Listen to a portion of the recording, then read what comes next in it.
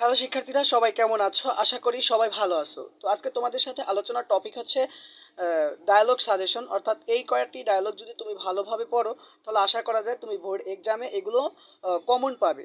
ঠিক আছে, তাহলে চলো এক নজরে দেখে নেই এই ডায়ালগগুলো আসলে কি কি। দেখো, প্রথমেই রয়েছে এখানে ব্যাড ইফেক্টস অফ স্মোকিং, তারপরে রয়েছে uses and abuses of mobile phone, then হচ্ছে doctor and patient, benefits of early rising. আর হ্যাঁ, এগুলো কিন্তু অবশ্যই তোমরা অর্থসহ পড়বে। তারপর রয়েছে এখানে দেখো importance of learning English, preparation for SSC exam, importance of reading newspaper. আর হ্যাঁ, তোমরা এরকম নিত্য নতুন শিক্ষামূলক ভিডিও পেতে এখনই চ্যানেলটা সাবস্ক্রাইব করে রাখো। আর পরবর্তীতে কোন ধরনের সাজেশন চাও বা কোন বিষয়ের সাজেশন চাও এখনই কমেন্ট সেকশনে লিখে ফেলো। তারপরে রয়েছে দেখো importance of learning computer, importance of physical exercise, importance of tree plantation.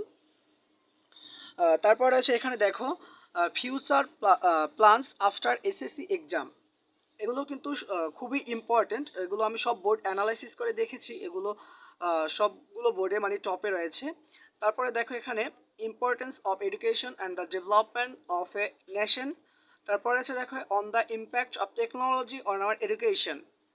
ঠিক আছে, তারপরে আছে এখানে দেখো about environment pollution, about the importance of wearing mask as a prediction against COVID-19.